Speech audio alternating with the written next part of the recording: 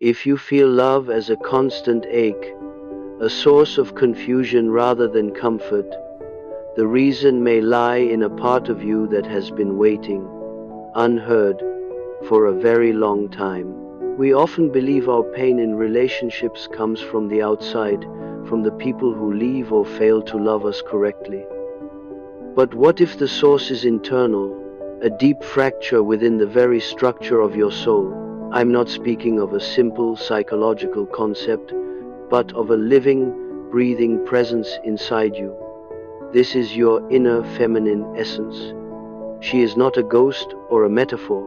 She is the core of your intuition, the wellspring of your creativity, and the very channel through which you experience genuine connection. When this essence is whole and healthy, love feels like a safe harbor. But when she is wounded, and so many of us carry this wound without knowing it, love becomes a battlefield. It twists into something painful, a reenactment of old stories you never meant to repeat. Why does it hurt so much to care? Why does your heart, which should open, instead constrict with fear? The answer is not that you are broken, or that love itself is a lie. Love hurts when your inner feminine has been forced to carry a weight she was never designed to hold. This weight is the accumulation of everything you were never allowed to feel. The unspoken grief of a parent, the expectations of a world that values toughness over tenderness, your own deep-seated terror of being truly seen in your vulnerability. These burdens crush her delicate nature, and so, in self-defense, she retreats. She closes the gates. This is not a refusal to love, but a survival mechanism. Yet, when she closes, the natural flow of love is blocked. Your psyche, desperate for connection, begins to manufacture substitutes. You might fall into fantasies, intense attachments, or project a perfect image onto an imperfect person. You believe you are loving them, but you are actually reaching for a missing part of yourself through their reflection. This is the great illusion of wounded love. You are not loving a person, but the shadow of your own unmet need.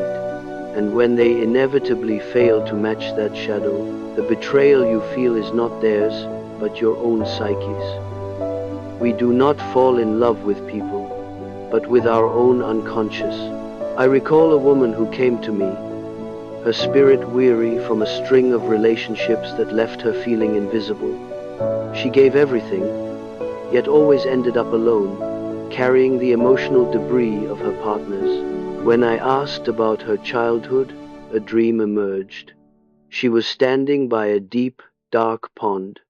At the bottom, a soft light glowed, a face she recognized as her own, yet distant and unreachable. Every time she reached for it, the water would churn and the light would vanish.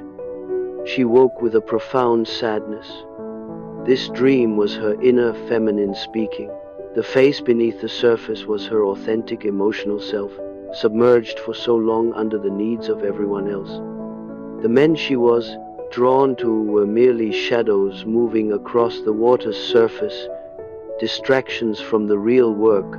She loved with a desperate intensity because she was terrified that if she stopped reaching for them, she would have to confront the deep, silent pond of her own being. And that pond, in the language of dreams, is the unconscious, vast, deep, and demanding absolute honesty. Her wound was formed early, in the quiet neglect of a father who provided structure but never softness. The girl grew into a woman, but the ache remained, frozen in time. To heal this, you don't need more theories. You need the courage to turn inward, to descend into that very pond. You must willingly go into the feelings you've spent a lifetime avoiding, the memories you've labeled unimportant, the grief you think you've outgrown. They are all there, waiting. The unconscious does not operate on a timeline. It holds everything with an eternal patience. When you finally make that descent, you are not going into darkness. You are going home to the part of you that has been waiting for your acknowledgement. Your inner essence does not ask you to be perfect. She asks only for your presence. She asks for the raw, unfiltered truth of what you feel. Until you offer that, every relationship will be a stage for the conflict between your conscious desires and your unconscious demands. This inner essence is also the seat of your intuition. Many highly sensitive people tell me their intuition feels like a chaotic storm, overwhelming, loud, and unreliable. This makes perfect sense. A creature in pain does not whisper politely. It shrieks, it thrashes, it amplifies every signal to a deafening volume just to be heard. You might mistake this internal noise for profound spiritual sensitivity, when often it is simply a psyche screaming for attention through the only channels left open. When she begins to heal, this changes. Your intuition doesn't shout anymore. It becomes a calm, deep, resonant voice you can trust. Your emotional body starts to communicate in clear sentences, not in the shattered fragments of past trauma. Consider another dream from a man who felt cursed in love. He dreamt of walking through a moonlit forest, a path illuminated only by fleeting fireflies. He sensed a feminine presence hiding behind the trees, watching him, but her face was always obscured by shadow. At first, he was afraid, thinking her a phantom. But as his curiosity grew, he turned to face her. She stepped forward, and he saw not a monster, but a deep, familiar sorrow. Her eyes were those of his mother, not the woman he knew now, but the one from his childhood, whose sadness he had absorbed without ever understanding. This was a direct encounter with his inner feminine, cloaked in inherited grief. The forest was his unconscious mind. The fireflies were his own flickering insights, guiding him toward self-awareness. And the woman was the unacknowledged sorrow he carried. In every relationship, he unconsciously expected his partner to soothe this ancient ache. When they couldn't, he blamed them or shut down. Love caused him pain, not because it was flawed, but because it kept touching a wound he refused to face. When he finally allowed himself to feel that inherited sadness, to grieve for his mother and for the child he once was, the dream transformed. In the next dream, the woman extended her hand, and he took it without fear. This was the true beginning. Healing your inner feminine is about learning to see emotion not as a liability, but as your most honest guide. It is about meeting your own vulnerability with compassion, long before you ask another person to hold it. You must understand that this essence is not a symbol in a book. She is a living rhythm within you. When she is restored to wholeness, you no longer cling out of fear. You do not panic at the thought of being alone. You no longer mistake emotional intensity for genuine love. You begin to love from a place of inner abundance, not from a place of inner starvation. And this is the precise moment when love stops hurting. Heal the inner self, and love becomes a sanctuary. For the empath, this healing brings a profound shift. You stop instinctively absorbing the emotional chaos of the people around you. You stop confusing another person's suffering with your responsibility to fix it. You stop believing that rescuing someone is the same as loving them. The reason you have carried so much pain is not because you are too sensitive. It is because your wounded, unprotected inner essence has been leaking her energy into every encounter, hoping that by giving enough of herself, she might finally be seen and valued. Healing teaches her a new way to exist. She learns that she does not need to hemorrhage her energy to feel worthy of love. She does not need to sacrifice her core to feel connected. She does not need to carry the entire emotional weight of a relationship to prove she is good. When she rises, healed and integrated, she becomes your inner sovereign, not a desperate orphan, but a queen. She becomes the part of you that can choose love without ever abandoning yourself. And when she stands firmly in this rightful place, love no longer wounds you, it illuminates you. It deepens your understanding. It becomes an act of true soul recognition, not a desperate repetition of childhood needs. So, when we talk about healing the inner feminine, we are not discussing a vague spiritual abstraction. We are talking about a homecoming, a deliberate journey into the forgotten rooms of your own emotional reality.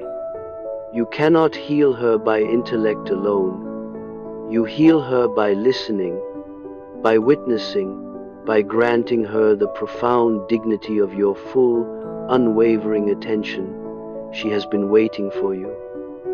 In your dreams, in the patterns of your relationships, in that quiet tremor under your heart when someone's words brush against a pain you pretend is no longer there. She has waited with the infinite patience that only the depths of the unconscious can possess. She can wait because she knows, whether you acknowledge her or not, that she is part of the fundamental architecture of your soul. Many empaths misunderstand the root of their suffering. They think they are defective because they feel so intensely. They believe they are fragile because they buckle under emotional pressures that others seem to shrug off. But your sensitivity is not the cause of your pain. It is the instrument through which the pain is amplified. A healed inner essence magnifies your intuition, your compassion, and your emotional clarity. A wounded one magnifies fear, desperate longing, and projection. The empath doesn't have a larger wound. They simply have a psyche built to register the most subtle vibrations. When the inner feminine is in distress, those subtle vibrations feel like seismic shocks. Picture your inner world as a sacred temple, where your inner feminine is the eternal flame at its center. When this flame burns clear and steady, its light touches every part of you, illuminating the shadows without causing you to fear them. But when the flame sputters, when it's starved of air or fuel, the temple fills with smoke. You see threats in harmless corners. You misinterpret innocent actions. You fall in love with mirages, or you run from real love altogether. You take on the emotions of others as if they were your own birthright. And you do this not because you lack intelligence, but because the flame that guides your inner sight has lost its steady, calm light. I worked with a man who was convinced he was cursed in romance. He said he only ever attracted partners who were lost, unstable, or in chaos. He insisted this was a cruel trick of fate. But fate is rarely an external force. It is the unconscious, with stunning precision, arranging your external world to mirror your internal state. When he began to explore his dreams, a symbol kept appearing. A small bird with a damaged wing, sitting on his windowsill. Every time he tried to help it, the bird would peck at him or flutter away weakly, leaving him with a fresh cut and a sense of failure. This bird was his inner feminine, injured not by cruelty, but by simple neglect. His childhood was dominated by a mother whose emotional world was a turbulent sea, swinging between warmth and despair. As a young boy, he learned that love meant being an emotional anchor for someone else, that his role was to stabilize another person's turmoil. This blueprint became the script for all his adult relationships. He kept choosing partners who reflected his mother's instability because his inner essence was still trapped in that old story, reenacting the only version of care it had ever known. When he understood this, his tears were not for the lost loves, but for the little boy inside him who had worked so hard to earn love from someone who couldn't offer it consistently. Healing the inner feminine demands this kind of sacred grief. A grief that is not aimed outward at the world, but inward, toward the parts of yourself you had to sacrifice just to survive. You must grieve the years you spent loving people who could not truly see you, the years you believed you had to make yourself smaller to be acceptable, the years your emotional life was dictated by circumstances you never chose. This grief is holy. It is the soul's baptism in its own truth. Without passing through this water, real transformation is not possible. When an empath finally allows this grief to move through them, their entire inner structure changes. Boundaries that once felt impossible to maintain now form naturally, arising from self-respect, not from fear. Old emotional entanglements simply lose their grip because they no longer feed a wounded part of you. Your inner feminine, once fragile and overextended, begins to stand with a quiet confidence. She stops whispering please and starts speaking truths. She stops merging with the feelings of others and starts knowing her own. She becomes a distinct presence, not just an echo. And when this shift occurs, the very nature of love transforms for you. You must realize that the inner feminine, in her healed state, does not love from a place of fear. She loves from a place of deep knowing. She does not chase. She does not cling. She does not collapse into the emotional gravity of another person. She sees with clarity. She recognizes the beauty in another's soul, but she also sees their limitations with compassion. She no longer mistakes potential for reality. She understands that love is not the fusion of two wounds, but the beautiful recognition of two whole individuals meeting in full awareness. This clarity does not make love colder. It makes it more profound, more grounded, and infinitely more durable. True love sees the other, not a reflection. So many of us have confused emotional drama for true intimacy. This mix-up comes from the wounded inner essence's hunger for validation. Chaotic emotions, hot and cold affection, and dramatic encounters feel intensely meaningful because they activate the ancient wounds that have defined your idea of connection. But this is not love. It is reenactment. It is the psyche, desperate for resolution, trying to solve an old problem by repeating it. When your inner feminine is healed, this kind of intensity loses its allure. You begin to prefer emotional stability over chaos. You crave genuine presence over passionate longing. You choose truth over comforting fantasy. Let me share a dream that often appears during this healing. A woman dreamt she was crossing a vast, arid desert. She was parched, exhausted, dying for a drink. In the distance, she saw a lush oasis, shimmering with promise. But as she got closer, it dissolved into nothing. It was a mirage. She fell to her knees in despair. Then, as the dream shifted, she noticed a small, hidden spring of fresh water, bubbling up right at her feet, something she had overlooked entirely while chasing the illusion. She drank, and her entire being was restored. This dream perfectly captures the psychological journey. The oasis is the fantasy of external salvation. The real water, the true source of love and nourishment, is internal. It only becomes accessible when you stop chasing the mirage. Healing your inner feminine turns your attention to this internal spring. You start to understand that love doesn't come from outside you. It radiates outward from your own core.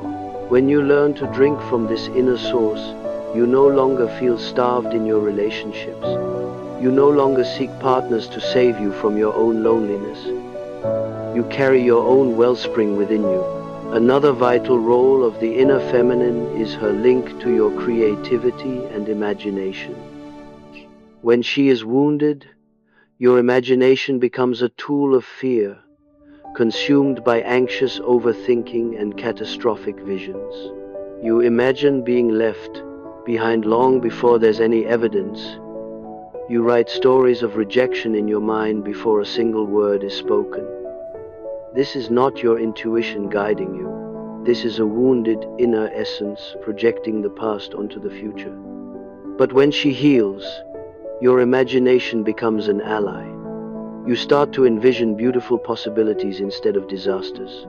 You dream in symbols that guide and inspire you, rather than torment you. You create art, meaning, and beauty, because the inner feminine, in her fullness, is the artist of your soul. We must also speak of the shadow. Your inner feminine does not live in a vacuum. She is deeply connected to the shadow self, all the parts of you that you have rejected, hidden, or feared. Many of us lock our most vulnerable feelings in the shadow, believing they make us weak or unlovable. You hide your deep need for affection, your fear of being alone, your raw longing. But the shadow is not a dungeon, it is a waiting room. Everything you place there waits, patiently for you to have the courage to reclaim it. And your inner feminine is the one who holds the key to that room. When she is wounded, she is as afraid of the shadow as you are. When she is healed, she becomes your gentle guide into its depths. Healing her requires you to face your shadow with tenderness, not with judgment. You must learn to look at your own insecurities without shame, at your own needs without self-hatred, at your own longing without mockery. When your inner feminine feels safe with your honesty, she reveals her true strength. She transforms emotional fragility into profound emotional wisdom. She helps you tell the difference between a true intuitive hit and a simple fear, between real love and a trauma bond, between healthy connection and desperate attachment. And finally, I will tell you this. When your inner feminine is healed, you become able to truly receive love, not just exhaust yourself giving it. Many empaths are experts at giving love endlessly, but they don't know how to let it in without suspicion, fear, or a sense of guilt. To receive love requires trust. It requires the fundamental belief that you are worthy of being cherished, without having to earn it through sacrifice. It requires softness. It requires surrender. It requires the bravery to allow yourself to be held truly and deeply by another. This is the ultimate transformation. She becomes not a child begging for safety, but a sovereign being who knows she is inherently deserving of gentle, consistent love. This healing is more than a psychological tweak. It is a return to an ancient, soul-level rhythm. When she rises, something in you remembers wholeness. You may not have the words for it, but you feel it. You feel it in the way your heart can be soft without being weak. You feel it in the way your intuition speaks with clarity, not panic. You feel it in the way your presence can ground a room instead of dissolving into the emotional currents around you. This is the transformation that happens when you bring into the light what has lived for too long in the shadows of your heart. To understand how to heal her, you must first understand what wounded her. For most, the injury starts not in adulthood, but in the earliest chapters of life, when the first blueprint of love is formed. A child looks to their mother as the first embodiment of the feminine principle. She is the mirror in which the child first sees their own emotional worth reflected. If that mirror is clear, stable, and loving, the inner feminine grows with strength and grace. But if the mirror is cracked, unpredictable, or fragile, The child learns to adapt, not to feel. They learn to please, not to express. They learn to hide their true self, not to reveal it. And the young, developing inner essence, absorbs these distortions as fundamental truths about what love is. The father also plays a critical role, for he shapes the environment in which the feminine is received and valued. If a father is uncomfortable with emotion, the child internalizes the message that their own emotional nature is too much, too messy, too loud, too inconvenient. And so the inner feminine learns to shrink. She learns to be silent. She learns to whisper when she wants to sing. This learned silence becomes the very root of adult suffering. You think you are afraid of losing love, but what you truly fear is the return of that childhood silence, the terrifying feeling that your emotions will not be met, that your deepest voice will echo in an empty room. The empath, in particular, carries this wound in an amplified way. Many empaths grew up as emotional seismographs for their parents, sensing grief, tension, and unspoken anger long before they had the capacity to understand it. They absorbed these foreign emotions as if they were their own. Their inner feminine became hypervigilant, not receptive. She learned to constantly scan for danger, not for genuine connection. And so, in adulthood, the empath often confuses emotional responsibility with love. They believe that to love means to anticipate every need, to absorb every pain, to stabilize another's turbulent world. But that is not love. That is a survival strategy, dressed in the clothes of devotion. When an empath starts this healing journey, the first thing they often notice is a new kind of quiet. Not the cold silence of abandonment, but a sacred, replenishing stillness. It is the quiet of energy returning to its source, of releasing a burden that was never theirs to carry in the first place. They begin to feel the clear boundary between their own self and the selves of others. They stop mistaking an intuitive feeling of someone else's pain for a personal obligation to fix it. This is the dawn of liberation. The empath, who once dissolved into the emotions of everyone around them, discovers they can remain whole, solid, and centered, even in the presence of another's strong feelings. Your sensitivity is not a flaw, it is a fine-tuned instrument. Some of you might worry that this healing will make you less loving, less compassionate, less giving, but the exact opposite happens.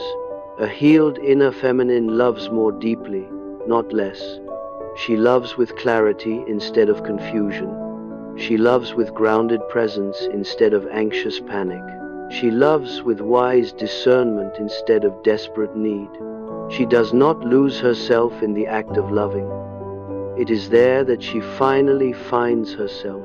And when you are fully present in yourself, love becomes a gateway to something sacred, rather than a repetitive war of unmet childhood needs. Let's return one last time to the symbolic world of dreams, for the unconscious always speaks in images before it finds words.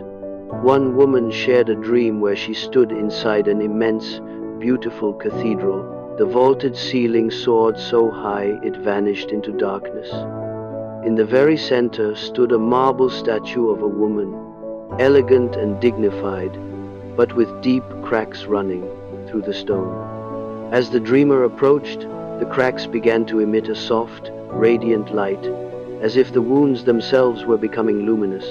She woke up weeping, overwhelmed not by sadness, but by the sheer beauty of this vision. This dream is a perfect map of the healing process. Your inner feminine does not become whole by having her wounds erased. She becomes whole by having them illuminated. The cracks become part of her radiance. The pain is alchemized into wisdom. The vulnerability is transformed into unshakable strength. This is the great paradox of the soul. What you refuse to acknowledge becomes a chain that binds you, but what you embrace with compassion becomes a source of your greatest power. When she saw the glowing cracks in the statue, she was seeing her own self strong, not because she was never broken, but because she had integrated every break into her beauty. Another common symbol in the dreams of a healing psyche is water that transforms from turmoil to tranquility. In early dreams, water is often chaotic, murky, stormy, threatening. Waves crash, rivers flood, deep lakes hide unknown terrors. But as healing takes root, the water in the dreams becomes still, clear, and reflective. This is no accident. Water is the elemental symbol of the feminine, of emotion, fluidity, memory, and intuition. When your emotional life is wounded, the water in your dreams is turbulent. As you heal, it calms. And when the water is finally calm, you can see your own reflection in it, clearly and without distortion. Many people are afraid of this reflection. They fear that the image they will see, the true self, stripped of the persona of the strong one, the healer, the perpetual giver, will not match the image they show to the world. But healing demands this honesty. You must be willing to meet the self you have been avoiding. You must be willing to look past the mask you wear for survival and meet the soul that yearns for authenticity. Your inner feminine does not care about your performance. She cares only about your truth. When you finally see yourself clearly in that still water, a profound realignment occurs. You stop being drawn to loves that wound you. You stop unconsciously repeating the same painful patterns. You stop choosing partners based on the familiar, aching echo of your childhood. You begin to choose based on a true resonance of spirit, not on a compulsive repetition of the past. And in this monumental shift, something else is awakened, your inner masculine. For the human psyche is a duality, seeking balance. When the inner feminine heals, she calls forth the inner masculine to stand beside her. He is the one who sets healthy boundaries, the protector of your heart's sanctuary, the bringer of clarity and focused action. Without his strength, she remains vulnerable to being overwhelmed. With his partnership, she becomes truly empowered. This inner marriage, the sacred union of the feminine and masculine principles within you, is the bedrock of all mature, healthy love. Until this union happens, your external relationships will remain unbalanced. You will look for outside what you lack inside. You will rely on others to play roles that your own psyche has not yet developed. But when your inner feminine and inner masculine integrate, you relate from a place of wholeness. You no longer demand from a partner what you have denied to yourself. You become capable of loving deeply without ever losing your center. This transformation frequently appears in dreams as the meeting of a man and a woman in symbolic form. They may be lovers, partners on a quest, or even former adversaries. When the inner feminine is wounded, these figures are separated, in conflict, or distorted. When she heals, they move toward one another. They communicate, they reconcile. This symbolic union marks the true beginning of emotional maturity, the end of projecting your inner world onto others, and the birth of authentic, soul-level intimacy. I remember a man who had spent years running from commitment, sabotaging relationships, because he was terrified of true vulnerability.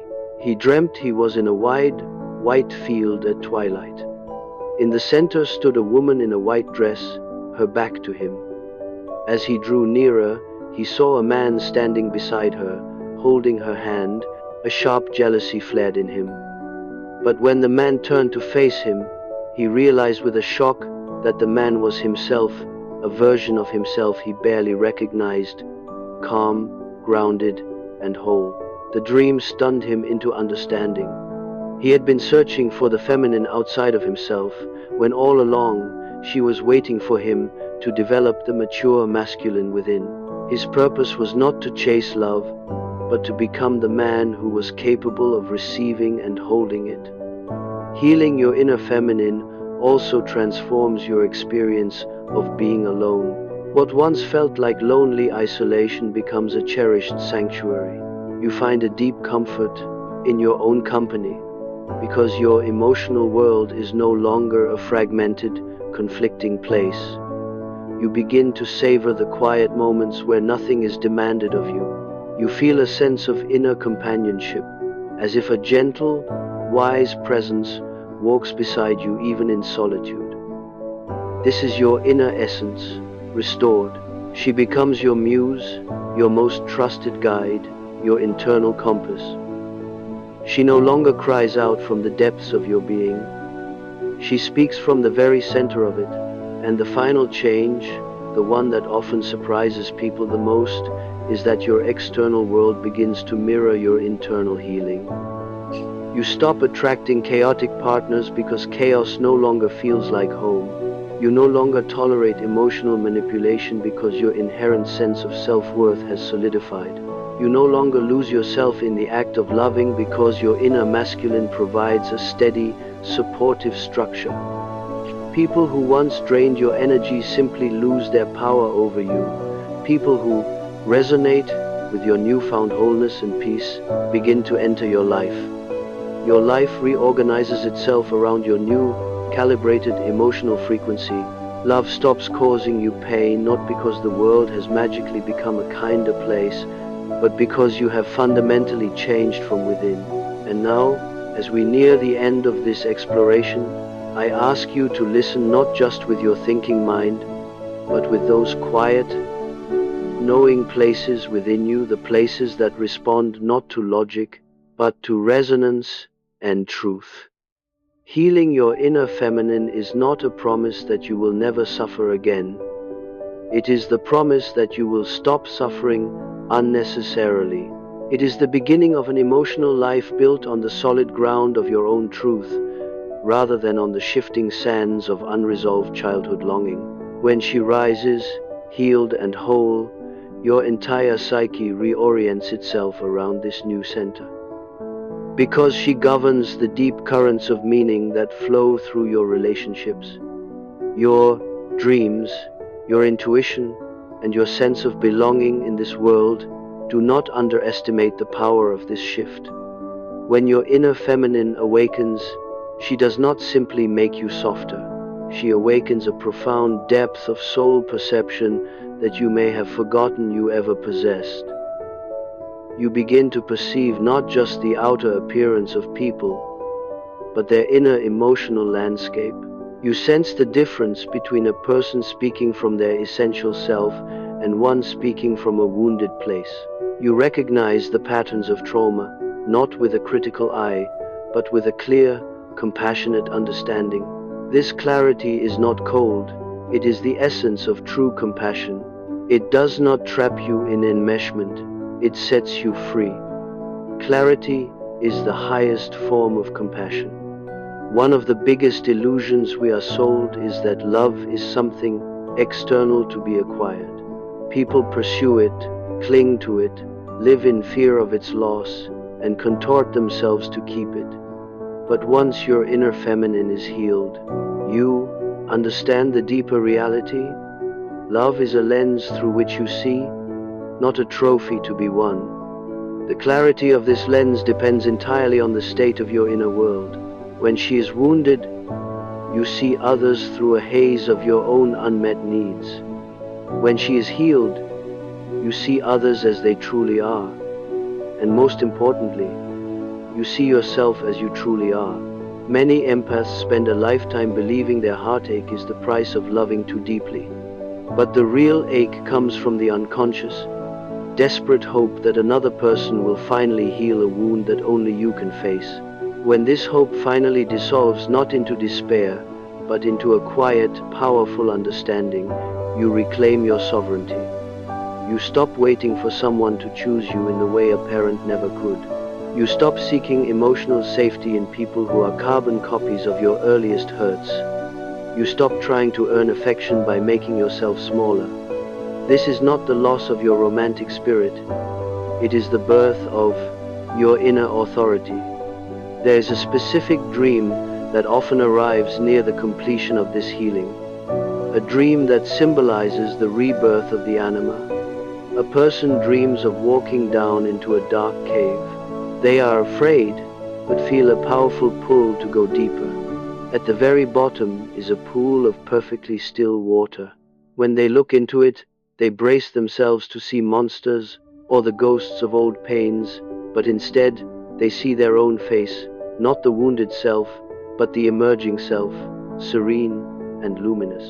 The cave, once a place of fear, has become a sacred sanctuary. The water, once avoided, has become a mirror of truth. The darkness, once oppressive, has become a nurturing womb of transformation. This dream signifies the moment when your unconscious is no longer a foe to be feared, but the most loyal of allies. Your inner feminine, once buried under layers of unexpressed feeling, now sits at the core of your being, a queen restored to her throne. Her presence alters the very quality of your daily emotional experience. You no longer spiral into panic when someone needs space, because you no longer equate temporary absence with permanent abandonment. You no longer crumble when someone criticizes you, because you no longer confuse their opinion with your fundamental worth. You no longer feel compelled to rush in and solve other people's problems, because you understand that emotional over-responsibility is not love, it is a subtle form of self-erasure. One man I worked with had spent his whole life swinging between feeling nothing at all and being completely overwhelmed by feeling. He thought he was irreparably damaged, but slowly, as his inner feminine healed, he began to notice something new growing inside him, an inner steadiness, a grounded calm that wasn't dependent on what he achieved or who approved of him. He told me one morning that he woke up and, for the very first time, felt a simple, quiet contentment that wasn't tied to anything external. Shocked him. He had always believed that inner peace was a myth for spiritual masters, not for someone like him. But peace is simply the natural state of a psyche that is no longer divided against itself. This peace, however, is not passive. It is a dynamic, active harmony, a conscious, working partnership between your inner feminine and your inner masculine. Without the masculine, the feminine remains too vulnerable, too easily swayed by every passing emotion.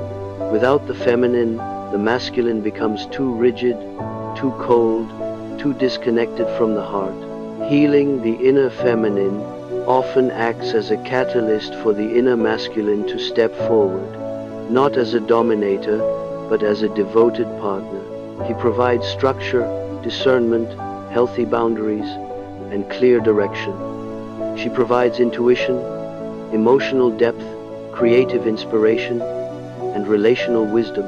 Together, they create a perfect, dynamic balance. Together, they create the conditions within you where authentic, sustainable love can not only survive, but truly flourish.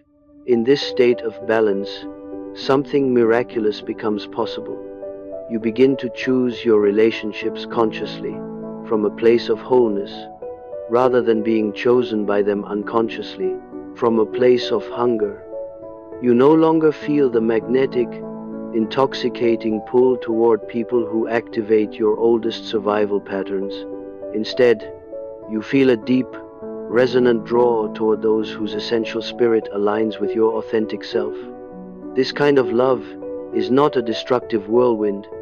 It is a true meeting, a profound recognition, a mutual unfolding. It feels safe, not because it lacks passion or depth, but because it does not feed on the instability of your past. Wholeness attracts wholeness. It is the law of resonance. This is the point where empaths often tell me they feel almost like a stranger to themselves. They say, "I don't recognize my old reactions. The people who used to captivate me no longer have that pull."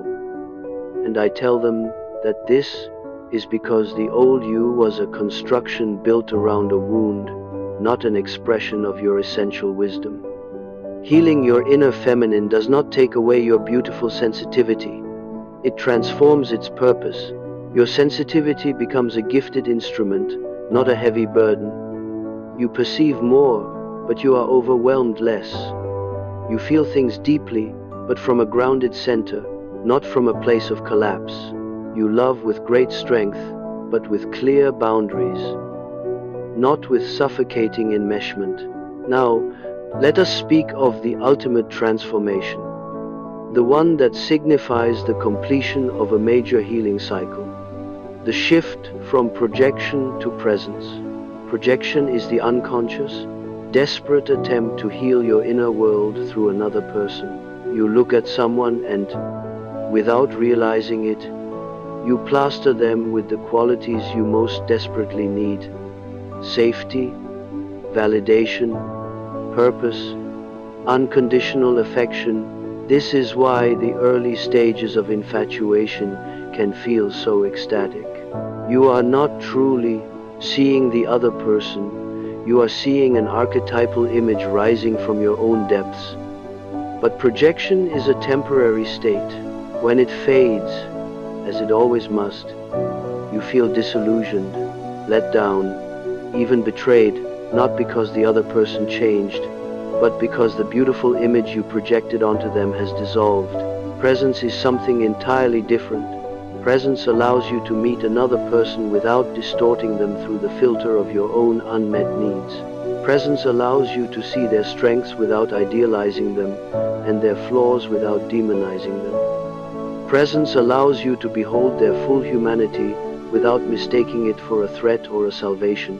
Presence is only possible when your inner feminine is healed, because presence requires that you feel emotionally safe within yourself. When you are no longer afraid of your own feelings, you are no longer afraid of true intimacy.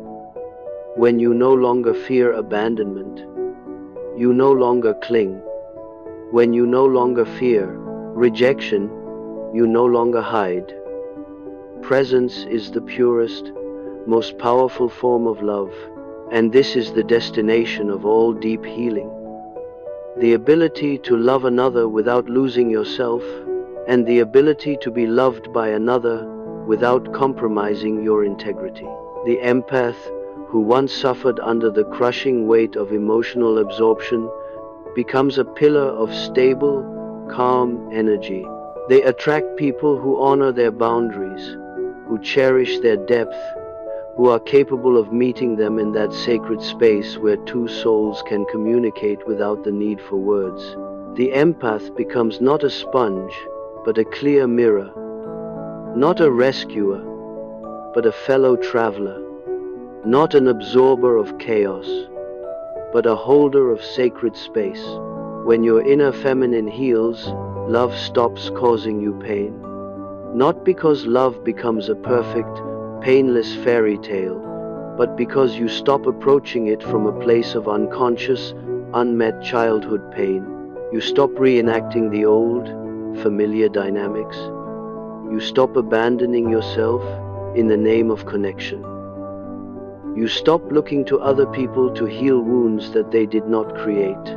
And in doing all of this, you reclaim the one thing your soul has always been searching for: the profound, unshakable sense of being emotionally at home within the landscape of your own being.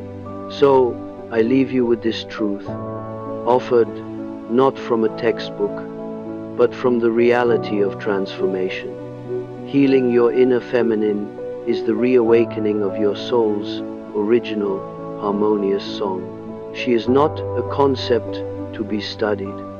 She is a presence to be felt, She is not a symbol in a dream. She is the rhythm of your emotional life. She is not a theory. She is your most authentic way of being. And when you return to her, when you truly listen to her, when you honor her with your attention, you do not become a different person. You become who you always were, beneath all the layers of adaptation and survival. When the empath heals the inner feminine, love does not vanish. It transforms.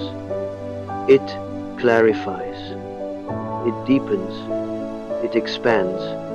And finally, for the first time, it becomes what it was always meant to be, a source of unshakable strength, instead of a cause of endless suffering, a wise teacher instead of a cruel tormentor, a path of liberation instead of a prison of the heart. When your inner feminine rises, you rise with her into the fullness of who you are. And if this journey resonates with you, if you feel called to explore this healing within yourself, please support this channel by giving this video a like. It truly helps Winds of Thought continue to create content that serves your growth. Thank you for listening.